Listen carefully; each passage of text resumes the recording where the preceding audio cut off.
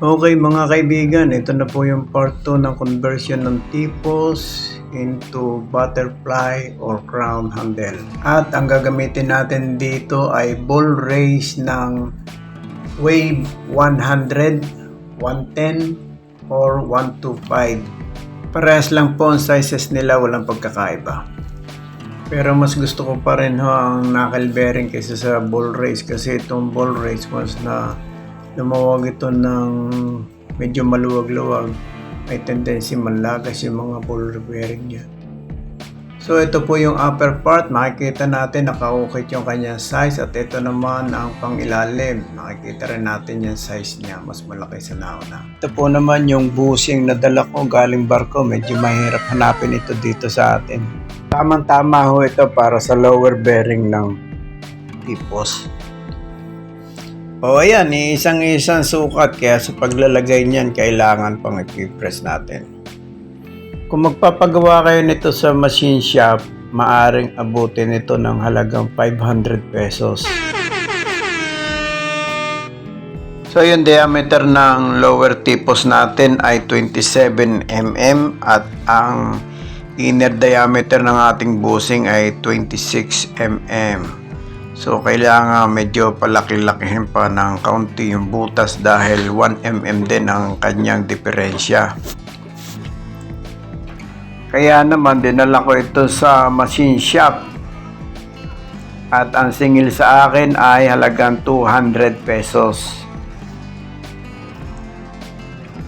At ngayon nga ay parehas na ang kanyang diameter. Talagang 0-0 pa rin.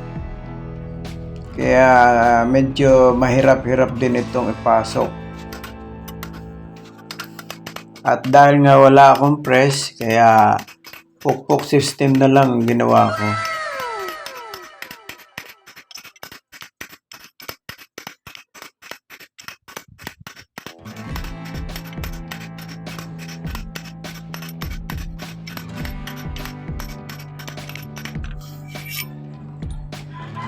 O ayan, naipasok na. Tama-tama hanggang dulo, sagad na sagad talaga. At ngayon, ang ilalagay naman ay yung pinaka-bearing sa lower part. At makikita natin na medyo may kahirapan itong ipasok kung hindi gagamitan ng press. At dahil nga sa ayaw kong ma-damage yung bearing, kaya dinala ko na lang sa machine shop uli upang ipapress. Ayan na, nakalagay na siya ngayon. So sa pagko-convert nito sa butterfly tipos, ito lang talaga ang ating kailangan, bushing.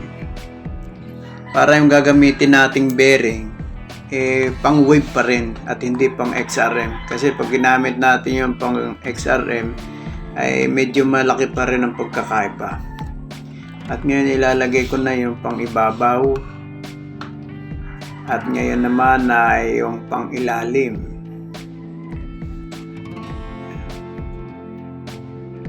Ingat din sa paglalagay na ma-damage ang mga metal nito. Kaya gamitan natin ng kahoy. Yan. So, kailangan sagad na sagad siya talaga doon sa pinakailalim niya. Yan. At kung hindi naman isasagad yung bearing cup na yan, ay malamang na kakapusin yung pinaka-thread ng ating tipos.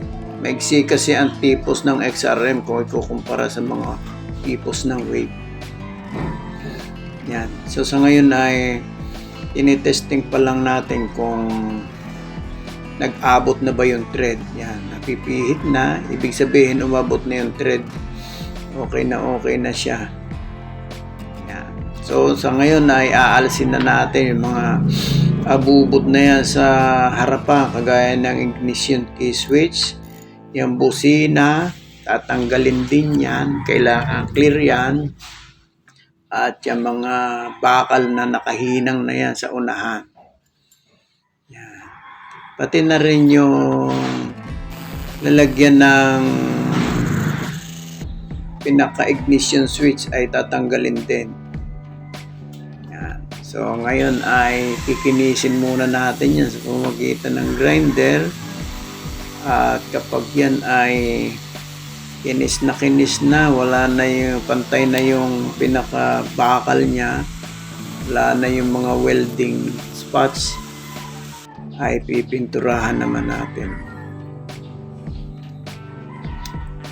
So yung ginamit kong pintura dyan ay spray paint na lang na nabibili sa DIY na sa lata. Lagyan muna natin siya ng primer. Yan.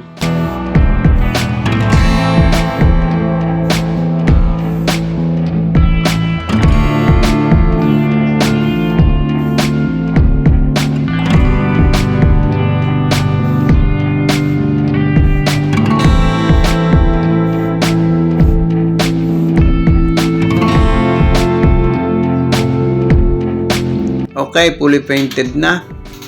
Hihintayin na lamang siyang matuyo. At kapag ito ay touch dry na, saka natin papatungan ng top coat black. So ginagawa ko itong project bike na ito para baka sakaling mai-entry sa show ng mga bike.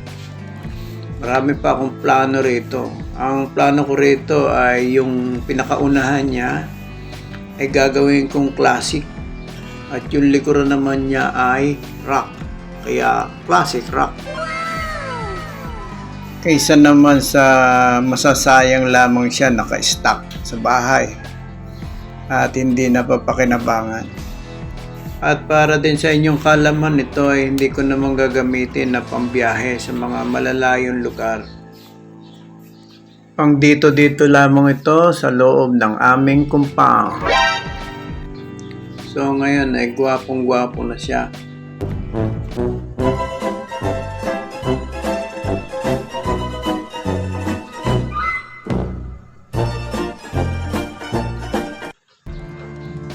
So makikita natin yung thread. So sa ibabaw, dalawang thread yun. Isa sa pinaka stopper niya para sa bearing at isa naman ay para sa butterfly lock.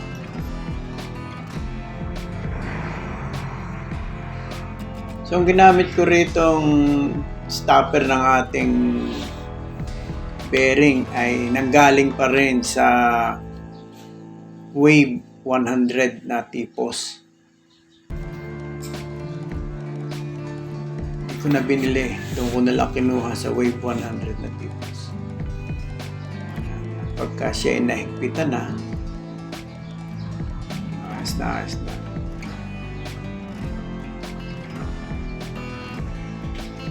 Okay naman yung laro niya.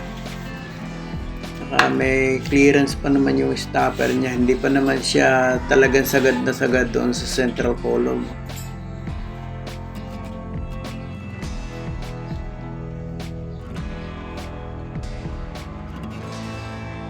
Ayan, nilalagay na natin yung pinaka butterfly or yung crown.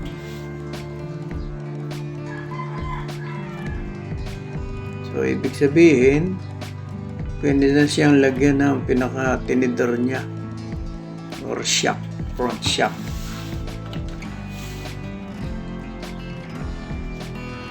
Madali nang i-align yan kapag meron na siyang front shock.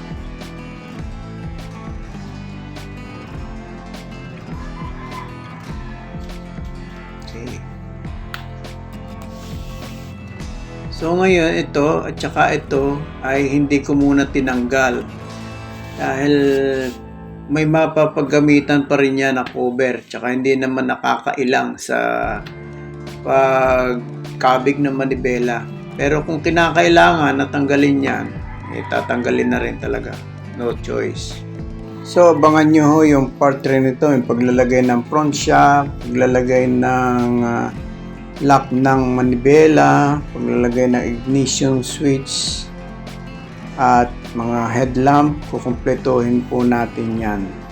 So meron pa tayong part 3 para dito. Maraming pong salamat sa inyong panonood. at sa walang sawang pagtangkilik